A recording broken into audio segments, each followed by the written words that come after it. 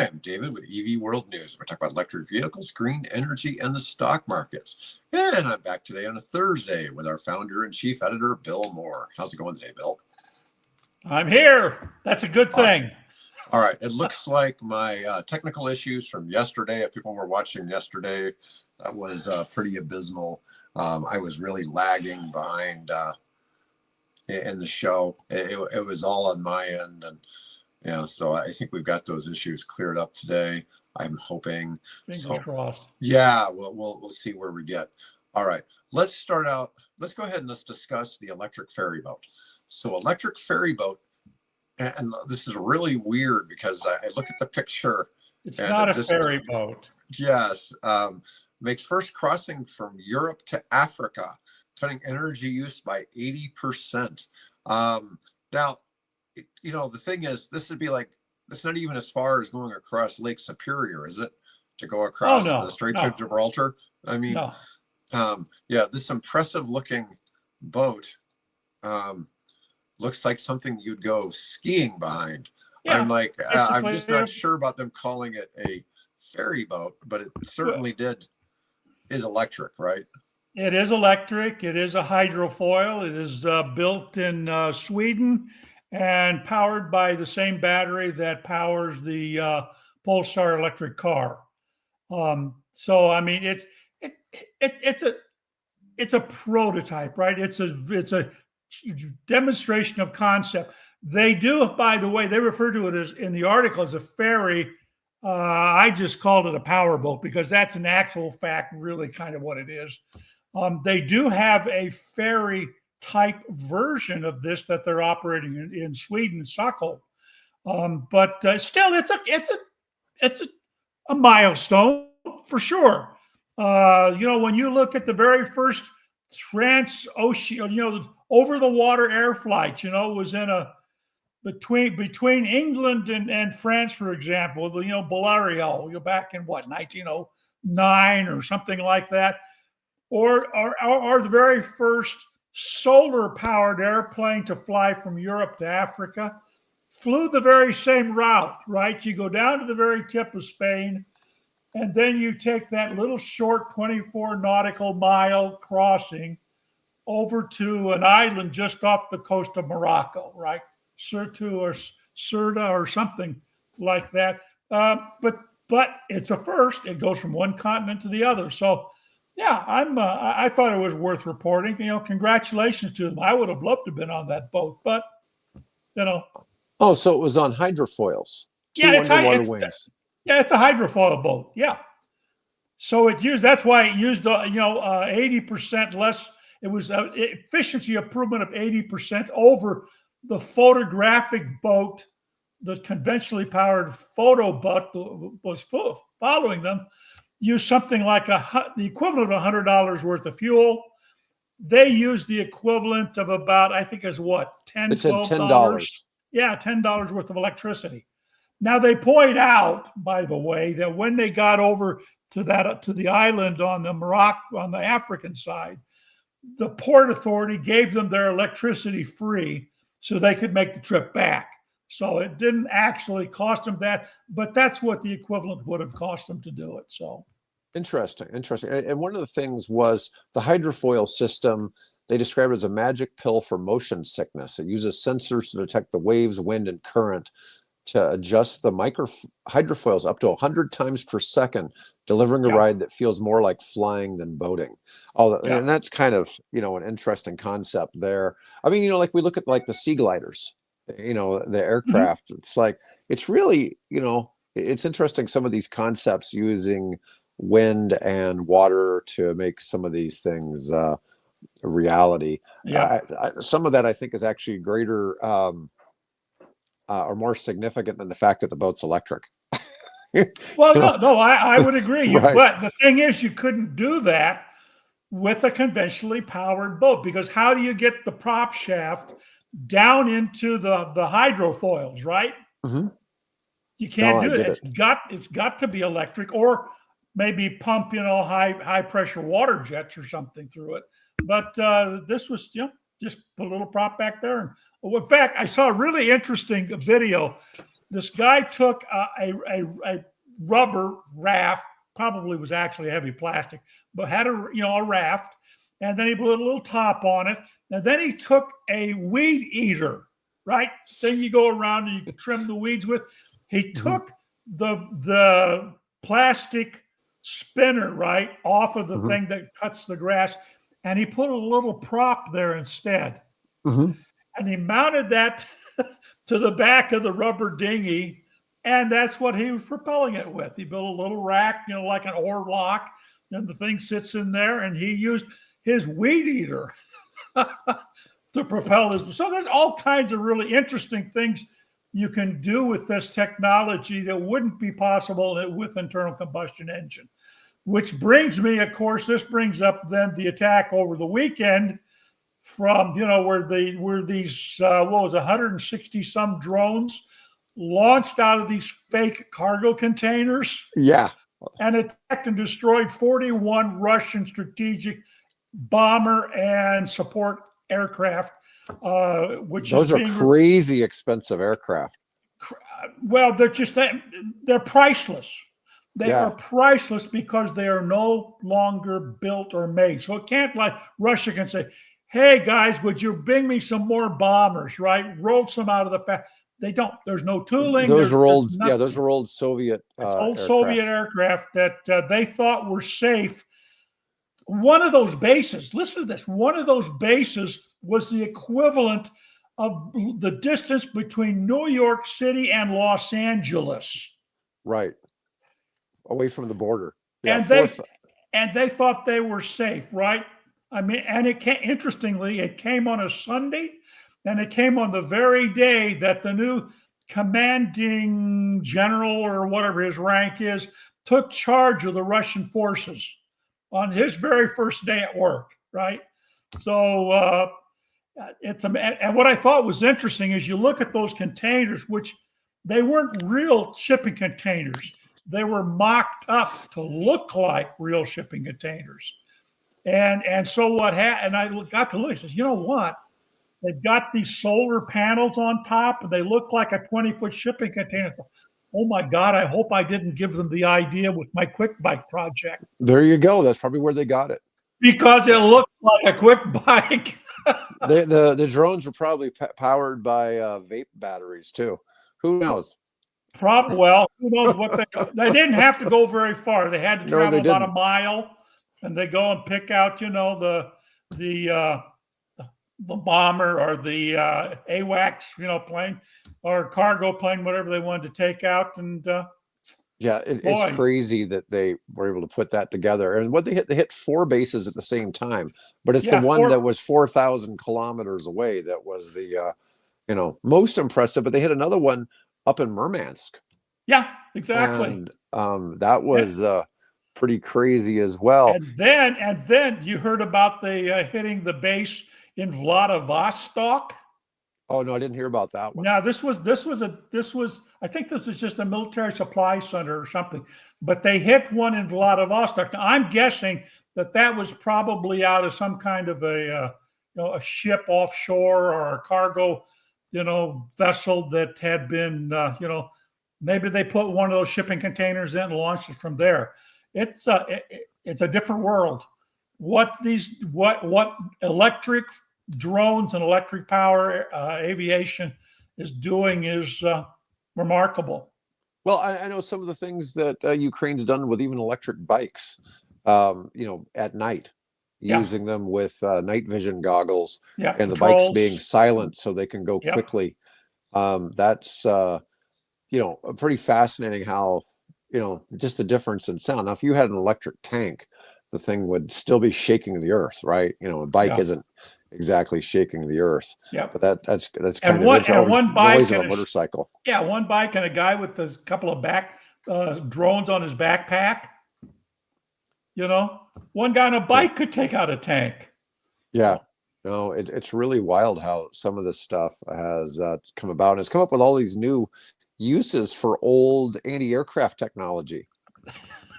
And I mean, a lot of stuff that had kind of switched to missiles or, the phalanx type setup or whatever, or the CIWS.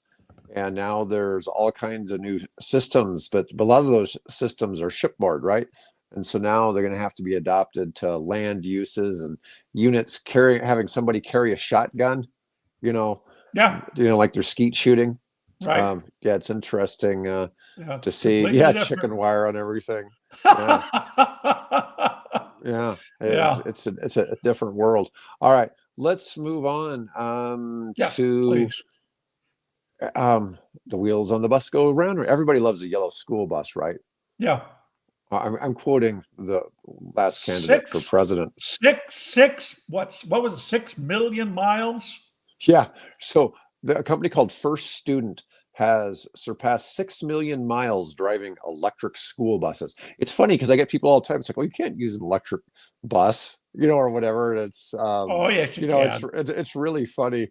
But I sent you a message yesterday on LinkedIn just to see if I get you upset, where somebody put some really dumb Yeah. comment I on a didn't video. understand. Yeah, I didn't know how to That respond because I didn't understand the context. No, I understand. It was just something somebody put on one of our videos, and Oh, okay. I just, it was really funny because it was such a stupid comment.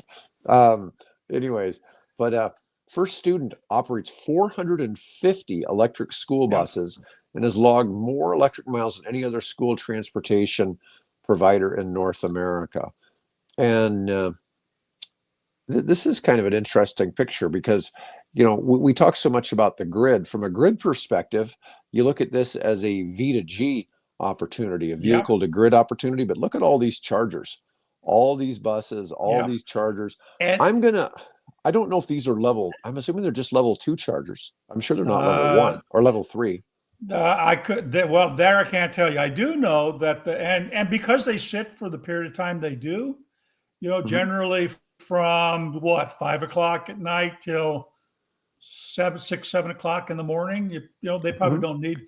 But what 14 is hours. yeah? So Yeah. what is interesting is that not only do they operate these, and I'm sure it's under contract to various school districts, but not only do that, but then they also offer what they call First Charge, which is a service that helps school districts set up their charging systems and manage the whole operation. So not only are they providing a bus to transport students around, but they're providing the necessary support systems to make that feasible and reduce the management and complexity and of introducing that kind of new technology. I'd love to see the economics of how this has played out on those 6 million miles. Um, I mean, that's, there's got to be some real Get on the economics. phone and call for student. Yeah, I mean, it's a thought because Yeah, it'd be interesting to see because you it hear all these would. complaints. Because one of the things is we know electric school buses cost more than Sure, diesel powered school buses. sure. Where, how long does it take to make that economically make sense? But, they've got some real history here Yeah, with, and of course, a lot of those I'm sure are operating under various types of either federal and state grants. So I would think that probably defrays some of that expense.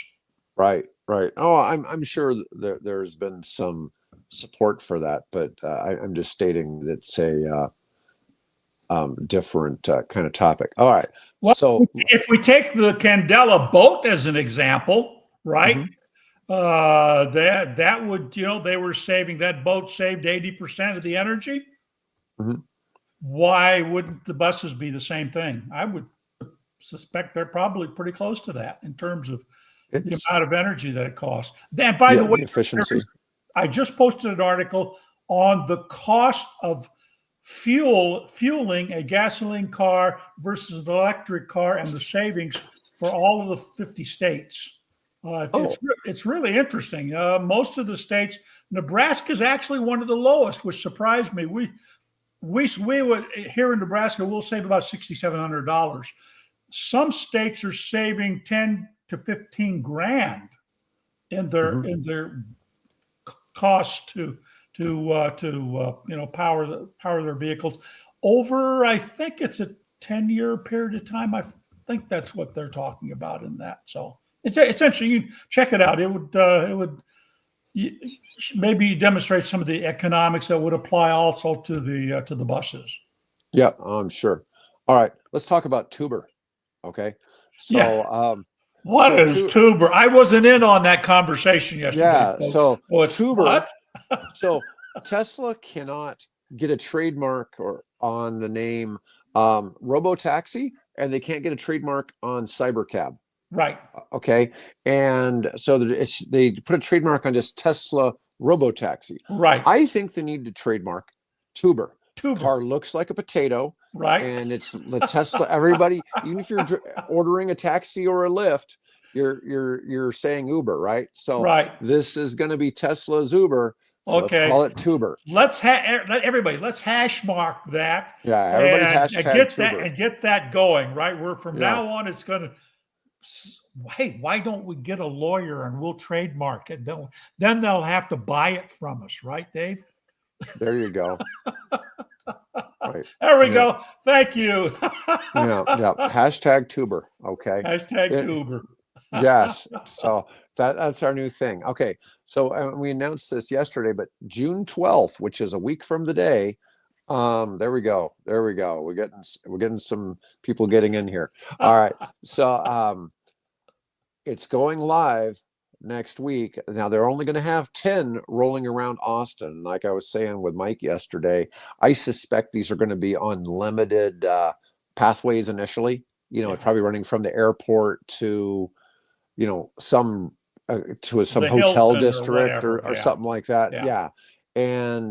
But it's the first phase of the company's self-driving car fleets, which is the core pillar of its artificial intelligence business. And Musk has always said all along, he's in the tech space, and this is going to be about flipping the car industry on its head, basically. Right. And that's always been his thing. It's never really been about just selling electric cars. It's about, changing how people, right. About 100% tuber diet. So oddly, I'm allergic to white potatoes, but I eat sweet potatoes. So anyways, that would be an interesting thing there. I can eat carrots though. Anyways, so Motley Fool has this article that says, should you buy Tesla stock before June 12th? And I'm sure when it goes live next week, the stock will get a bump. I don't know that it's going to be a big bump. I suspect it to be small because this news is already baked into the price right now. Yeah. Okay. So I've always been kind of a fan of the Motley Fool and their articles. The thing is, when you're getting your news and it's coming out a couple days after it happens and all that, it's not really the news. It used to be, everybody kind of got the news out of a magazine or a newspaper or whatever. Right. And now your stock news is coming to you instantly. Okay. It's coming fast. And I really feel that this information is probably baked into the price. You're not going to, between now and the 12th, get some, magical big bump. Go to the moon. Yeah, right? It'll go up. It'll go up. But I suspect even if you invested in options, the option pricing right now probably reflects the fact that everybody expects the price is going to go that way. The rumors sell the news. One accident will crash the stock. Yeah, probably. You're right, Bobby. It probably would, and hopefully that won't happen. But it's going to happen. We know it's going to happen. The technology is not perfect, and it's certainly, if somebody goes running from an angle and jumps out in the street, they certainly can get hit. So, Waymo has its share of accidents, but that doesn't mean they're necessarily that Waymo is responsible for the accidents. But things definitely happen. It's just like situations where people have tried to claim that self-driving caused them to have an accident, and in a lot of cases, it's come back later. They found it's like, no, the person was pushing the pedals, and caused the accident. So. There's different situations with that. Well, but I don't know if you've seen the reports where Tesla supposedly is saying, if we make public our crash data, our real crash data, that will have a severe impact on us financially.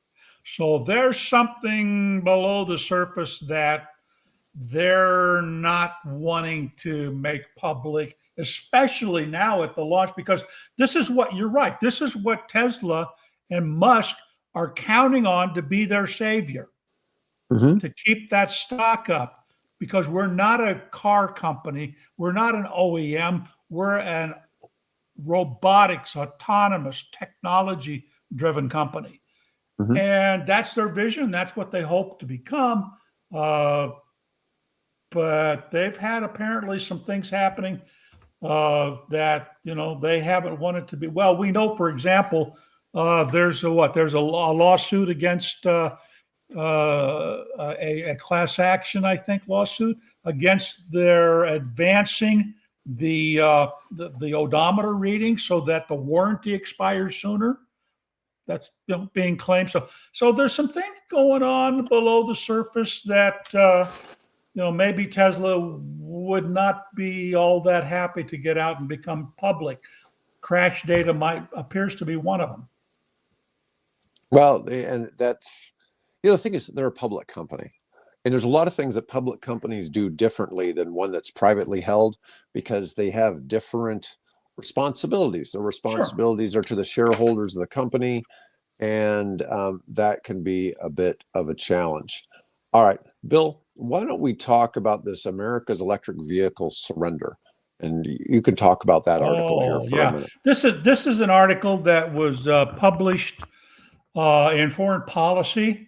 And unfortunately, Foreign Policy, you have to be a subscriber, so a little researching. And I found one where the article, you can read the article in its entirety. It's a fairly long essay, which basically says that, in essence, the Biden administration, with its various policies, set America on a course that would have us eventually be competitive with the Chinese, who are some years ahead of us in terms of their technology.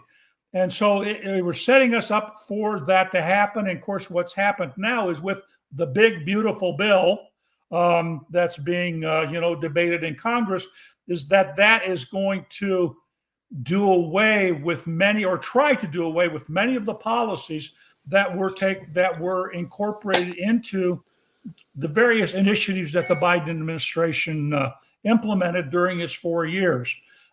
It's a fairly long read. It's not like you can read this thing in 3 minutes or something. It's a fairly long read, but it's a pretty in-depth analysis of what may happen if if Congress and the big beautiful bill, with all of the things it's going to try to pull out of what policies the previous administration enacted, what impact that's going to have on American competitiveness, at least in the automotive side of the business. So, and of course, that has ramifications into electronics and into rare earth minerals. I mean, we're already seeing that there are factories in Europe now that are having to close or temporarily shut down because they can't get any of the rare earth elements out of China, because China has put a stop on the export of those particular articles. And so that's impacting development, and it probably won't be all that long until it also impacts American car makers and other people, electronics and defense industry, and things like that. So one wonders, what is the objective here? We had a policy that was headed in the right direction, and they're doing this. Just why? Why are you, hamstringing us competitively? Well, some of it is, over the years, the United States has gotten out of refining some of these critical rare earths or whatever. It's not that there's any of these rare earths that they only exist in China. It's just that China is the only place that refines them. Mm-hmm. Yeah, and so it's the only place you can get them refined. And people have let that go to China, and every other. Oh, well, anyways, we're apparently having some issues again on Dave's side here.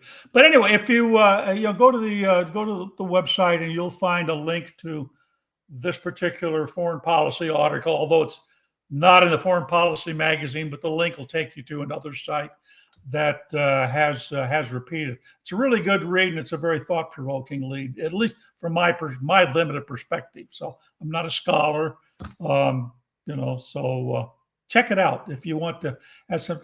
And of course, then this brings up the whole thing about Elon and the what does he call it? The abomination,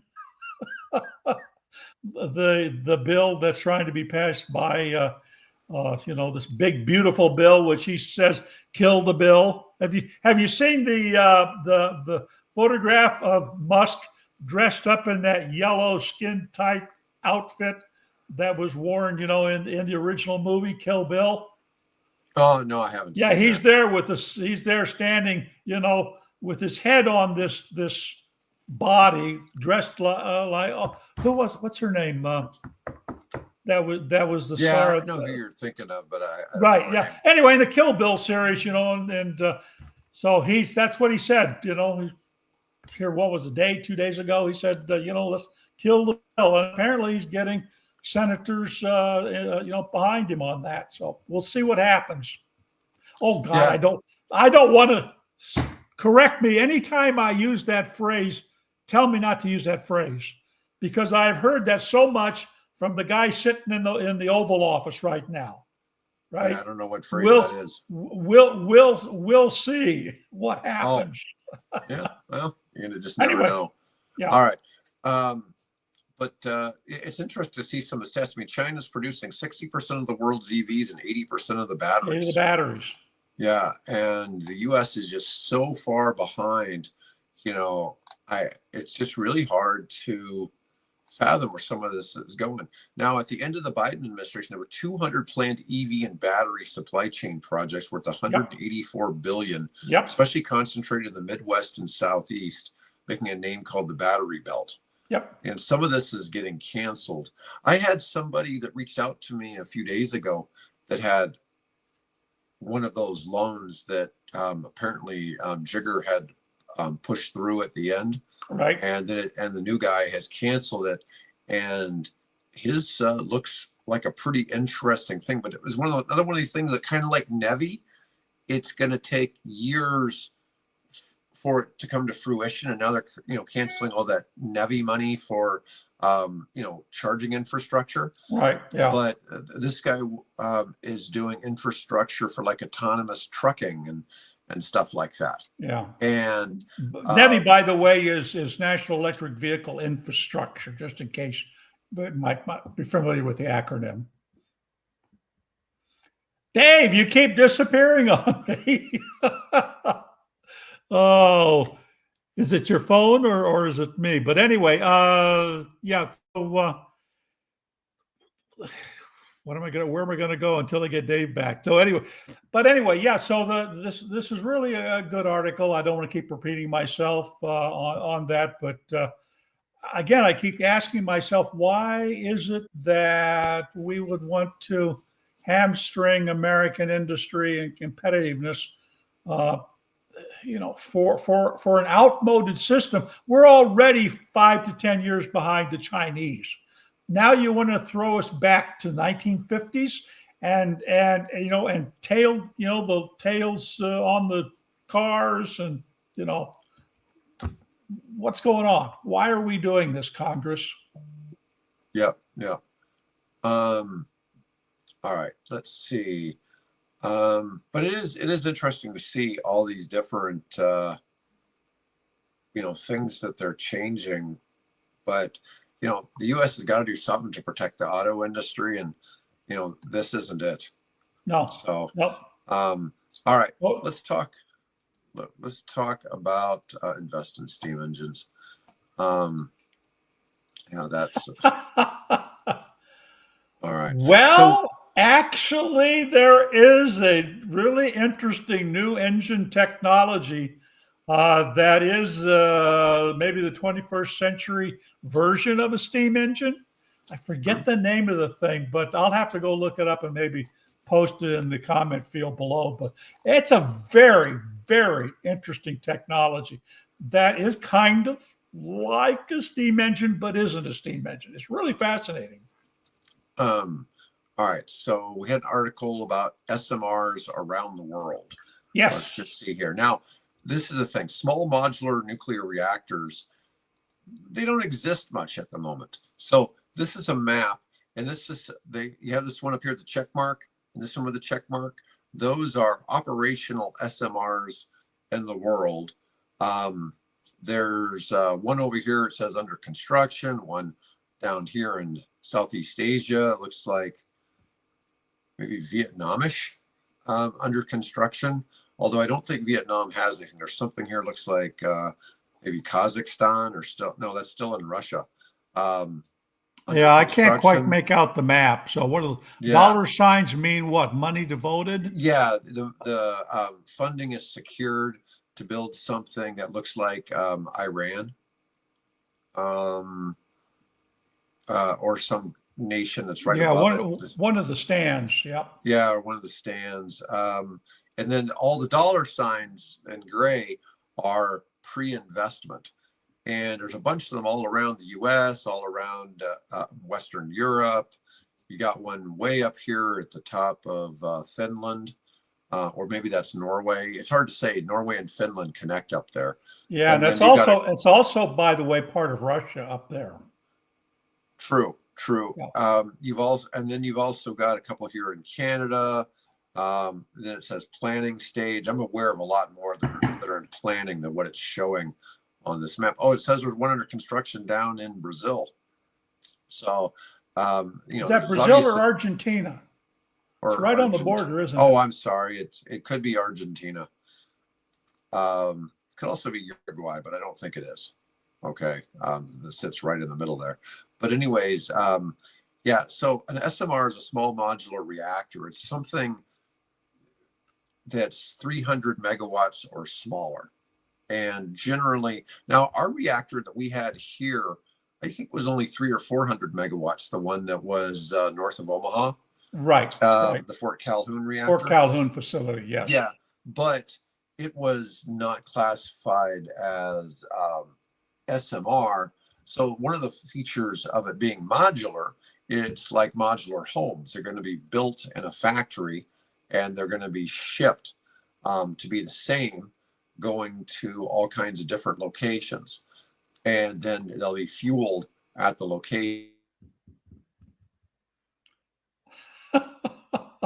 Oh, wow. Say sorry, folks. I guess obviously we thought we'd fix this problem before coming on the air, and apparently not. So just background here. Dave has taken a serious professional interest in small modular reactors, and he's been working with people in that side of the industry. So I wanted, if we can keep him on the air long enough, I wanted him to sort of talk about what that is and what your aspirations are for it and that type of. Well, not connected, by the way, not connected to EV World. This is not a project that EV World is engaged in. This is a personal project Dave's engaged in, but he's getting a lot of really good information. Oh, yeah. So it's expected that in the next 25 years, between now and 2050, there'll be approximately a couple of thousand sites for small modular reactors around the world.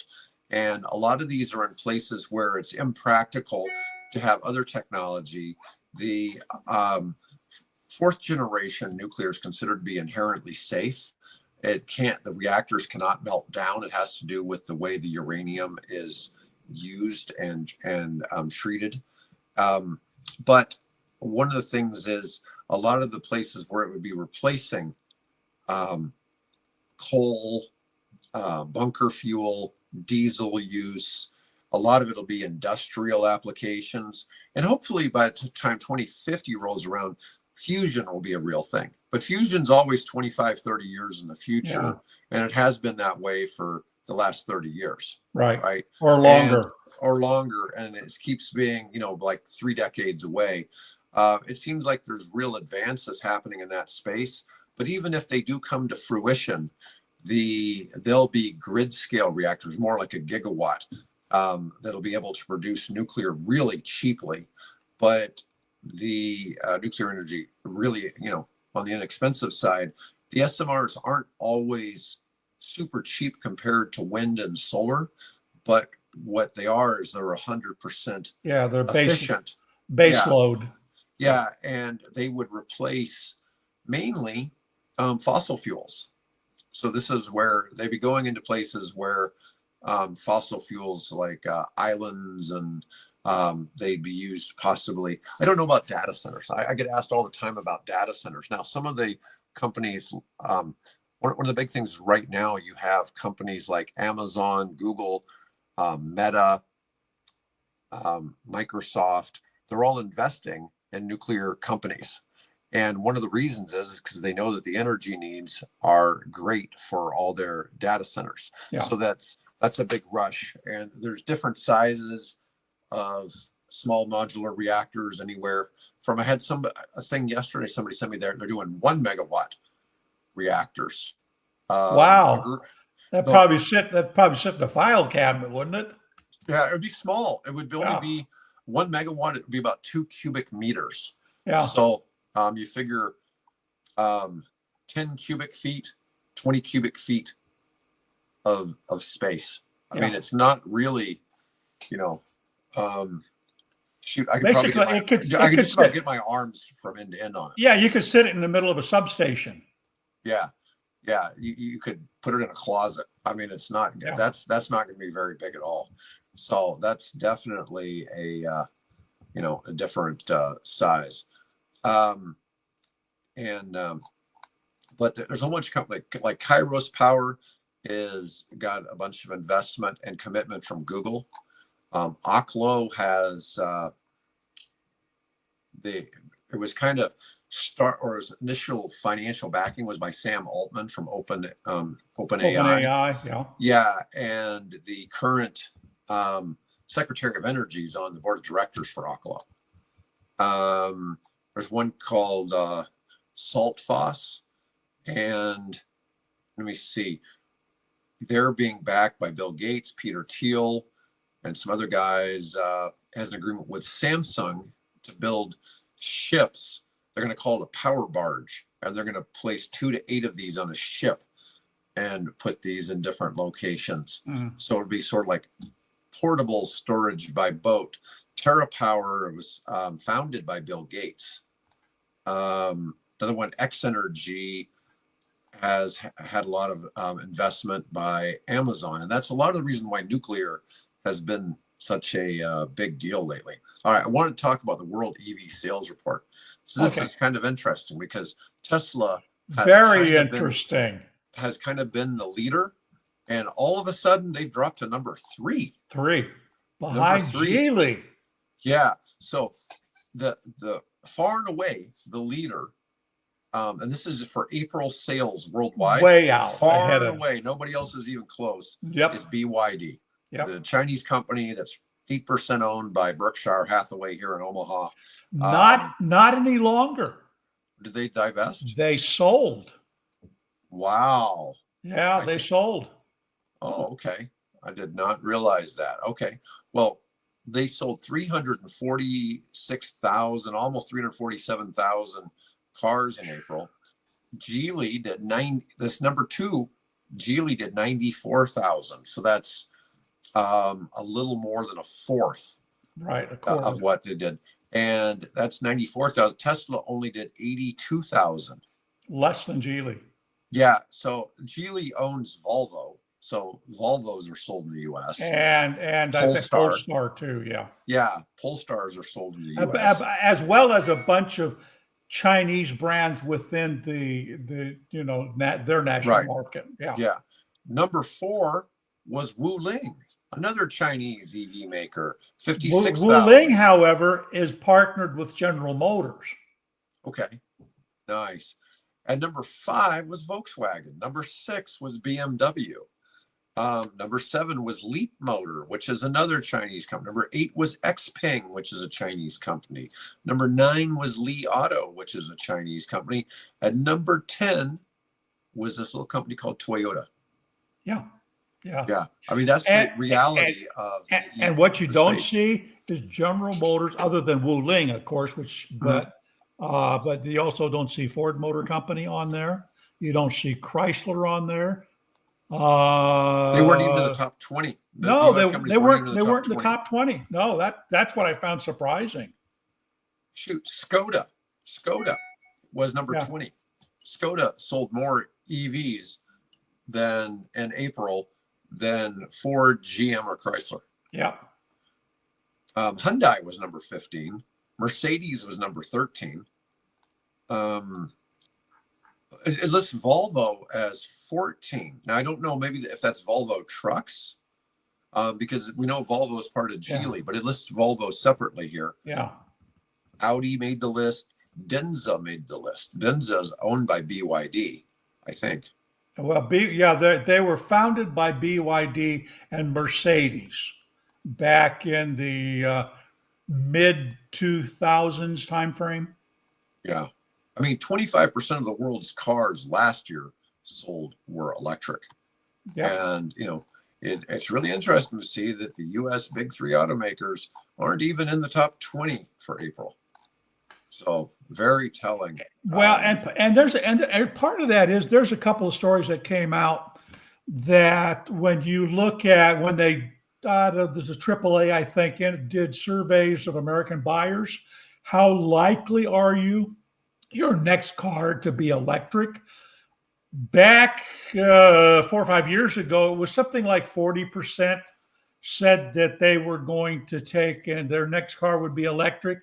Now, in the most recent survey, it's below 25. It's like 23% of Americans say that their next car will be electric. So the interest, in the technology has dwindled, though the number of hybrids being that side of the electrification, that's actually seen some really good growth. But the EV side in the United States, not worldwide, but in the United States, has I'd say dramatically slowed down compared to what it was 3 or 4 years ago. Why? Right. That's up to debate as to exactly why. Do we blame that just simply on I forget. I think it's AAA also came out and said, well, the reason, and in some respects, it's still the same old things. Cost of the car. What will it take me to replace the batteries? Where do I charge them? Range. So it's a lot of the same kind of issues that are actually being resolved. Frankly, if you keep up with what's going on, most of those questions are now being resolved, but that's not the perception that's being conveyed to the bulk of the American population. And what's going on with the big, beautiful bill doesn't help matters either. All right. Well, Bill, that's all I've really got time for today. And we've had a good audience today. Lots of people chatting, and thanks everybody. We've had a lot of people watching today. So, anyways, folks, I want to thank everybody. And sorry, I keep having some trouble. We'll try to figure out a solution for some of that. But, anyways, we'll be back on Tuesday. Otherwise, folks, have a great week.